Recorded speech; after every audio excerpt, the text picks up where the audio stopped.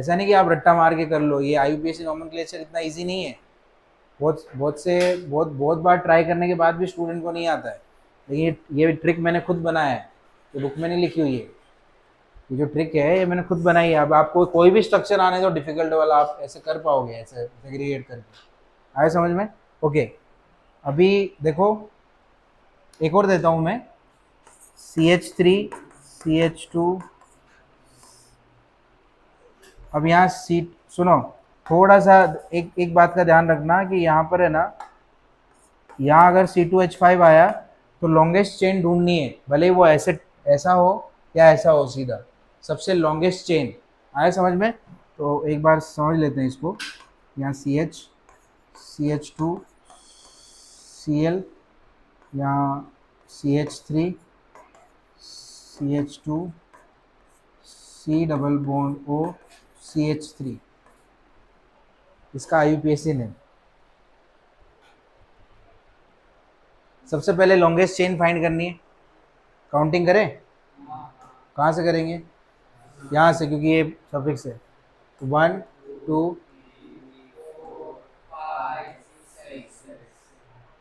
पक्का 7 यहाँ जाएगा। लॉन्गेस्ट चेन कौन सी है? ये 7 8 होगा कि नहीं? दो है इसमें, समझे? तो सबसे लॉन्गेस्ट चेन फाइंड करनी है। अभी वो भी देखना पड़ेगा कि ये है कि ये है। समझ आ रहा है? तो उसमें 7 8 8 हो गया इसमें, तो इसका मतलब ये क्या हुआ फिर? चेन के बाहर चला गया। तो ये क्या हो गया फिर? ये पी। ये भी क्या है? पी। ये क्या है? पी। ओके, और ये क्या है? ये एस है। आया समझ में? ओके, अब आप ये बताओ कि जो एस, पहले मैं बता देता हूँ कि ये वाला एस कौन सा है। देख लो लास्ट में क्या लिखा है, CH2 C डबल बॉन्ड हो CH3। देखो C डबल बॉन्ड हो CH3 कहाँ पे लिखा हुआ है? C डबल बॉन्ड हो CH3 ढूंढो। ऑन, ऑन, ये वाला। आया समझ में? ओके, चलो अभी नेम लिखे। सबसे पहले प्रीफिक्स, अल्फाबेटिकल ऑर्डर।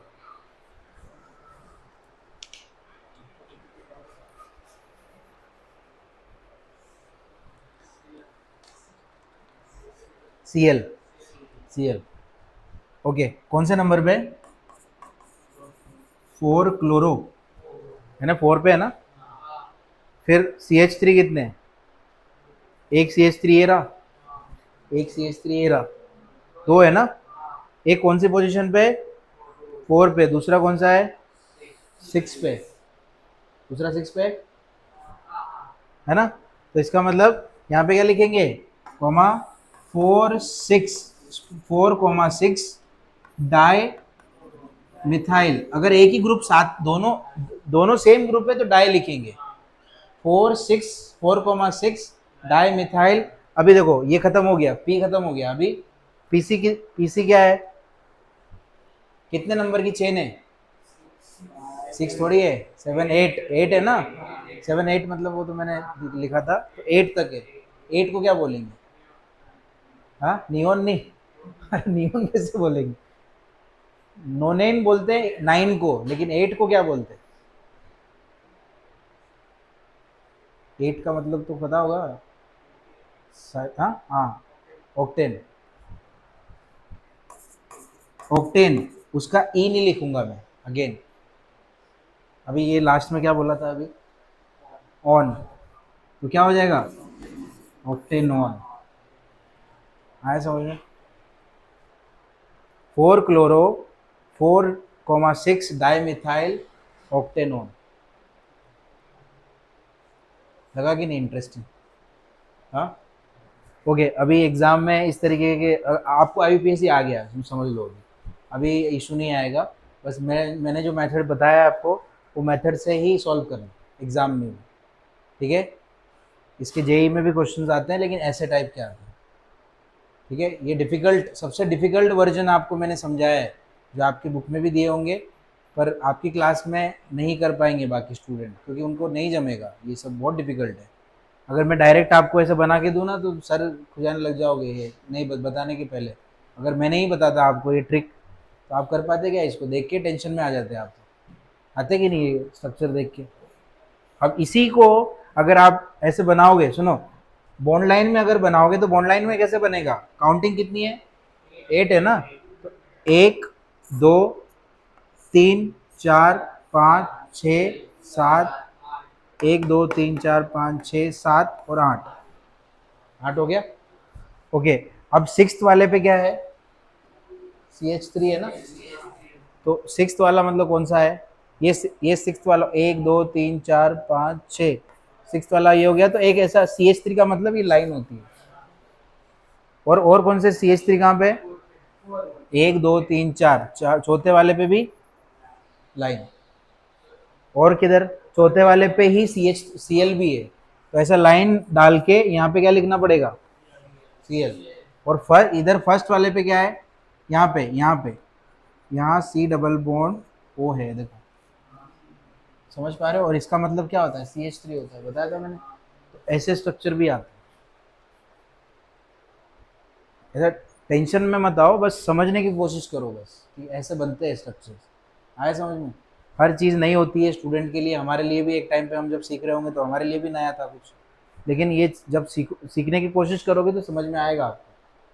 थोड़ा कोशिश करनी पड़ेगी, लेकिन अब अगर आपको इस तरीके के स्ट्रक्चर आएंगे तो एटलीस्ट कुछ तो कर पाओगे। सही नहीं करोगे तो थोड़ा बहुत तो सही होगा, होगा कि नहीं? बस आपको याद रखना पड़ेगा कि इसको मिथाइल बोलते हैं, इसको क्लोरो बोलते हैं, इसको ब्रोमो बोलते हैं। आए समझ में? बस यही यही सारे ग्रुप इसके अंदर आते हैं, याद रखना। बस आपको लर्न क्या करना है? आपको लर्न करना है ये वाला, ये कि किसको क्या बोलते हैं। ग्रुप सब समझने पड़ेंगे ना कि C डबल बॉन्ड OH क्या होता है, ये क्या होता है। अब इसका नेम बताता हूँ, देखो, ये जो एस्टर है, एस्टर को हम सपोज समझ के लो।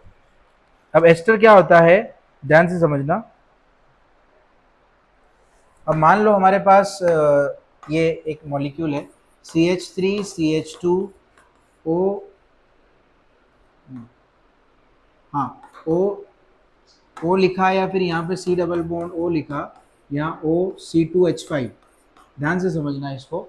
तो इसमें जो ऑक्सीजन से अटैच होगा, ध्यान से इसको पहले इस ट्रिक को समझना कि ये जो ऑक्सीजन के साथ CH3 या C2H5 जो भी होगा उसको हम पहले लिखेंगे इधर। तो ये हो जाएगा मिथाइल नहीं, इथाइल, इथाइल होगा ना। ये देखो C2H5 को क्या बोलेंगे? 2 कार्बन वाले को इथाइल, 1 कार्बन को मिथाइल, 3 कार्बन वाले को प्रोपाइल। आया समझ में? तो ये इथाइल हो जाएगा। अब इसमें कितने कार्बन दिखाई दे रहे हैं आपको? 1 2 3, 3 है यहाँ पे, देखो काउंटिंग करो, यहाँ से काउंटिंग होगी। याद रखना, जब भी ये ऑक्सीजन साइड में अटैच होगा, जब भी कार्बन के साइड में ऑक्सीजन रहेगा तो काउंटिंग यहाँ से करनी है, 1 2 3। आए समझ में? अब 3 वाले को क्या बोलते हैं? ये पेरेंट चेन हो गई, PC। तो इसको क्या बोलते हैं? ये हो जाएगा प्रोपेन। प्रोपेन, ई नहीं लिखेंगे। अब ये वाला ग्रुप पहचानो, ये कौन सा ग्रुप था? एस्टर था, एस्टर ही था। देखो एस्टर में लगता है, मैंने बोला था O8। एस्टर में क्या लगता है? O8। तो यहाँ क्या लग जाएगा? Propanoate, ethyl propanoate. तो ये वाला जो ग्रुप है ये इससे आया और ये वाला ग्रुप इससे आया, इथाइल प्रोपेनोएट। अब आप जो वेफर्स वगैरह या जितना भी खाना पीने की जो पैकिंग वाली चीज़ें होती है, 99%, 99 100% चीज़ें जो होती है पैकेज फूड, प्रोसेसिंग फूड बोलते हैं जिसको, जिसमें जिंजर गार्लिक पेस्ट से लेके कुरकुरे से लेके सब में यही केमिकल यूज़ होता है जिसको हम बोलते हैं सोडियम बेंजोएट। ठीक है, ये एक तरीके का क्या है? प्रिजर्वेटिव है। क्या है? प्रिजर्वेटिव। प्रिजर्वेटिव का मतलब समझते हो? इसका कोड नंबर आई थिंक 330 है, और बुक में लिखा, वो उसमें लिखा होता है INS या ई लिखा होगा, INS लिखा होगा, INS। कभी नोटिस नहीं किया ना? बस लिया कुरकुरे खाना चालू, इधर ली वो क्या बोलते हैं कोको कोला की बोतल, और इधर कुरकुरे चालू। खाते हो कि नहीं बिना सोचे समझे? खाते हो? सब खाते हो? तुम क्या खाते हो? अरे खाते तो होंगे ना बाहर कुछ, क्या क्या खाते हो बाहर, अगर जैसे कुछ भूख लगी है तो क्या क्या खाओगे बाहर? ओके, पैसे के हिसाब से, लेकिन कुरकुरे या वेफर्स या चिप्स वगैरह कुछ तो लेते होंगे, लेते हो। और कोल्ड ड्रिंक में क्या लेते हो? अरे जब बजट में आता है तब तो लेते होंगे, तो क्या लेते हो? ओके, रेड बुल और ओके। और तो बाकी तुम में से एक्चुअली मैं कुछ कुछ आपको इन्फॉर्मेशन देने वाला हूँ। सुनो, कुछ इंपॉर्टेंट इन्फॉर्मेशन है इसीलिए पूछ रहा हूँ, क्या और क्या क्या कंज्यूम करते हो बाहर से? ओके। और उसके साथ खाने के लिए क्या लेते हो? चकना? तो क्या कर रहे हो? हाँ, डियो डियो, हाँ वो मालूम है। रियो, ये कभी आया? ओके, मैं डियो सुन रहा हूँ। ओके, तुम? Cold drink? Red bull. Okay. और स्टिंग वगैरह? ओके। और कुरकुरे वगैरह उसमें से कुछ, चिप्स वगैरह, लेज वगैरह? हाँ, तो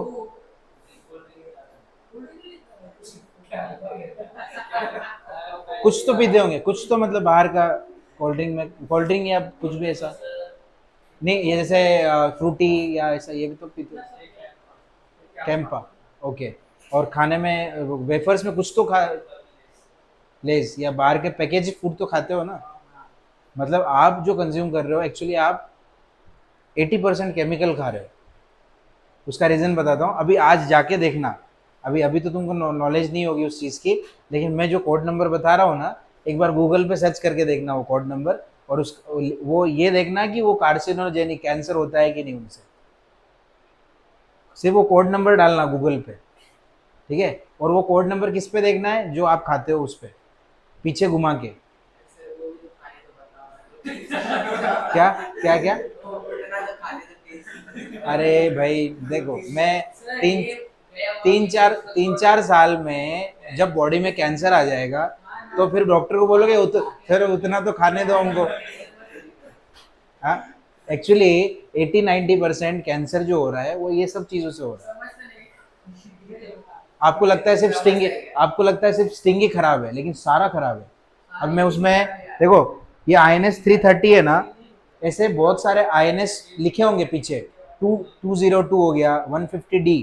अभी जो कोको कोला होता है, कैंपा कोला, कोको कोला, इन सब के अंदर INS INS-150D ऐसा लिखा होता है। 150D। आप घर पे जाके, किसी के पास बोतल है क्या, वो कोको कोला या कोई भी बोतल है, ऐसा नहीं है उसके? ओके। तो उसके पीछे ऐसा लिखा होता है 150D वगैरह। तो जो INS लिखे हुए हैं या ई लिखा होगा, E150D, सुनो, ये जो लिखे होंगे, एक बार वो जो कोड नंबर है उसको गूगल पे डालना और उसके साइड इफेक्ट देखना। क्या हो रहा है? इंग्रेडिएंट में जो भी केमिकल पीछे लिखे होंगे, एक बार सबको एक बार गूगल कर करके देखना, इंग्रेडिएंट लिस्ट चेक करना पीछे घुमा के। आप शॉक हो जाओगे कि यार मैं क्या खा रहा हूँ ये सब। क्योंकि ये जो केमिकल सामने आपके पड़े हुए हैं, ऐसे ही केमिकल के जो पाउडर होते हैं, उन्हीं से वो चीज़ें बनती हैं। अब आप सोचो, अगर आपकी बॉडी में केमिकल जा रहा है तो नुकसान तो करेगा। अगर ये ट्रे आपके सामने रख दूं, भाई एक बोतल तुम पी लो, एक तुम पी लो, एक तुम पी लो, पियोगे क्या? तो फिर अगर आप खा, वो जो पी रहे हो, जो खा रहे हो, वो केमिकल ही है। तो इनसे कैंसर होता है तो उनसे नहीं होगा कैंसर? होगा, 100% होगा। अभी आपको पता है कैंसर के कितने पेशेंट अभी बढ़ गए, बहुत ज़्यादा बढ़ गए हैं। और टाटा हॉस्पिटल में तो जगह ही नहीं रहती है, वो जो उधर हर घर में है। हाँ, बहुत बहुत कैंसर पेशेंट हो गए। कैंसर ही नहीं, हार्ट अटैक से लेके सारी बीमारियां होती हैं इन सबसे। है समझ में? आज क्या करना, ये एक्चुअली कैसा है, मेरे केमिस्ट्री का ही क्या,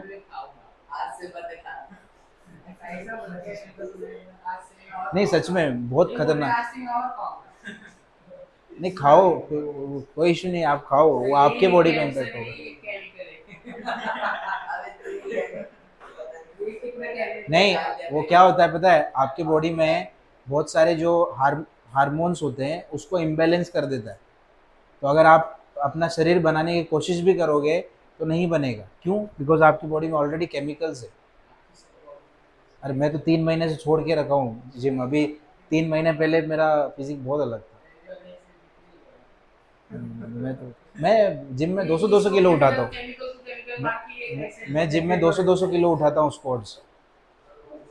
बहुत सारे, मैं जिम में ही 3-4 वेट लिफ्टिंग कॉम्पिटिशन जीता हूँ। और तलोजा में मैं सिर्फ, मैं देखो मैं आर्टिस्ट भी हूँ, फुटबॉल वगैरह सब खेलता हूँ। नेशनल खेला है मैंने फुटबॉल। फुटबॉल नेशनल है, डिस्क थ्रो नेशनल है मेरा, क्रिकेट में स्टेट लेवल है, हैंडबॉल में स्टेट लेवल, हैंडबॉल में स्टेट लेवल है, एथलेटिक्स में स्टेट लेवल है मेरा, 100 मीटर और 400 मीटर में। तो मतलब एथलेटिक्स था, पर अभी वो नहीं कर सकते ना कंटिन्यू उसके साथ। हाँ, क्या खेलते हो? Cricket, football? ऐसा नहीं है, मतलब वो पढ़ाई एक पार्ट है, लेकिन साथ साथ में आपको अपना शरीर पे भी ध्यान देना ज़रूरी है, ऐसा सीन है। किसको? उसको ही क्यों बता रहे हो तुम भी तो ध्यान दो। हाँ,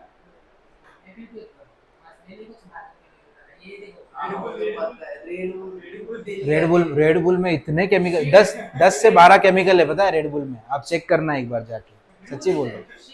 वो सब देखो, जो कैंपा कोला कोको कोला है ना, उससे ज़्यादा केमिकल है रेड बुल के अंदर। बहुत रहता है प्रोटीन। आपने फूड फार्मर मालूम है आपको?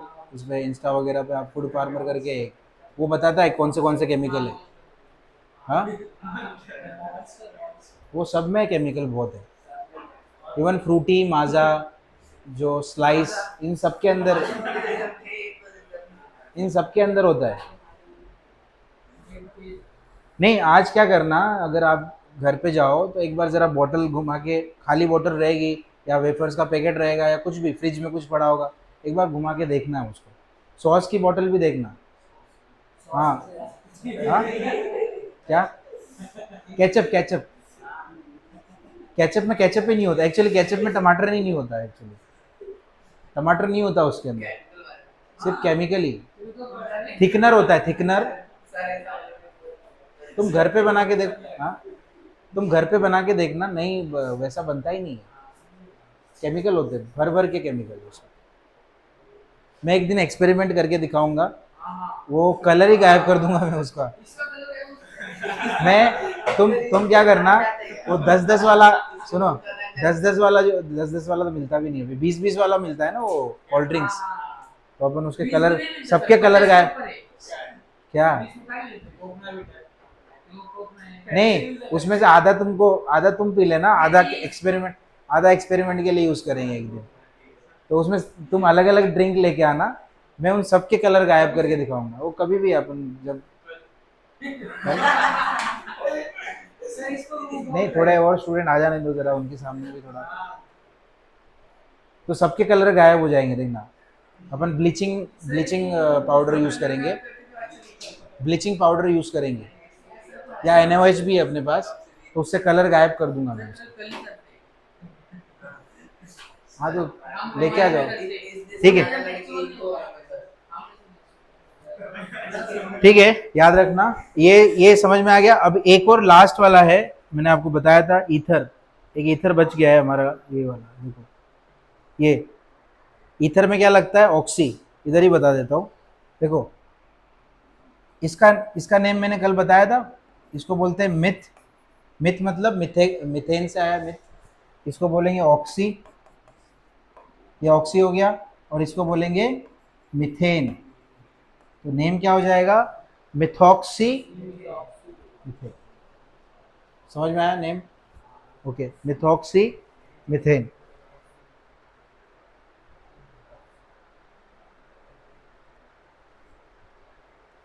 ओके, अभी जो आपने साइंस 1 में कौन से चैप्टर पढ़े थे, किस किस के बेसिक आपको नहीं पता है, ये मुझे बताओ। ग्रेविटेशन वगैरह के बेसिक्स, ग्रेविटेशन, पीरियोडिक प्रॉपर्टीज मैं करवा चुका हूँ क्लास में, तुम 4 तो थे, ये नहीं था भाई।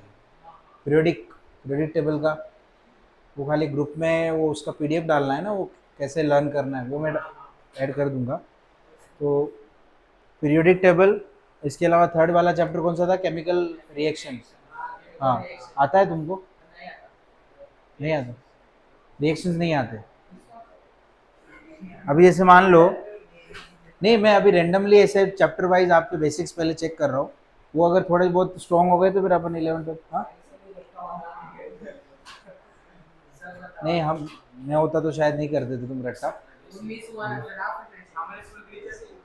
क्या हमारा स्कूल का क्या मतलब, इधर मराठी का पुस्तक देगा मतलब साइंस में, और इधर इंग्लिश का, मराठी का पढ़ेगी और वो बताएगा।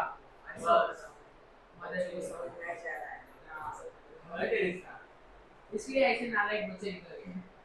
और सर हमारे स्कूल में तो जो क्लास टीचर थी साइंस वाली, उसको इंग्लिश में नहीं, बोलना। पिछले साल जो टॉपर थे, पिछले साल नहीं, उससे पिछले साल अंजलि वगैरह, अंजलि त्रिपाठी वगैरह, उनको पढ़ाया था। अंजलि त्रिपाठी नहीं मालूम नहीं। पुष्पा घायल, पुष्पांजलि,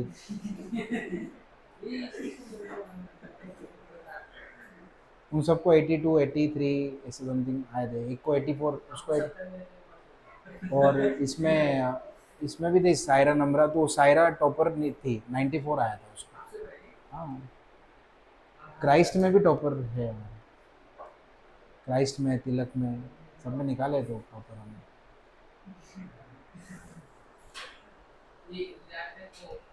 लेकिन रट्टा रट्टा नहीं मरवाया, एक को भी रट्टा नहीं मरवाया, ऐसा सब समझा के अच्छे से ही करवाया ऐसा। ओके, इधर ध्यान दो। अभी केमिकल रिएक्शन, अगर कोई भी रिएक्शन है, फॉर एग्जांपल जैसे मान लो कॉपर सल्फेट है, copper sulphate plus barium chloride है फॉर एग्जांपल, तो इसका आंसर क्या होगा? ऐसे रैंडमली मैं आपसे पूछ रहा हूँ कि केमिकल रिएक्शन कैसे, आंसर कैसे लिखते हैं, वो कुछ अंदाजा है आपको? जैसे कॉपर सल्फेट है बेरियम क्लोराइड के साथ। हाँ नहीं नहीं नहीं, वैसे नहीं, ये कॉपर का चार्ज क्या होगा पता लगा सकते हो? कॉपर का चार्ज मालूम है आपको? हाँ, कॉपर के ऊपर चार्ज क्या होता है? Copper2+ SO4 2 minus Ba2+, chlorine के ऊपर माइनस, ये नहीं, चार्जेस नहीं मालूम आपको?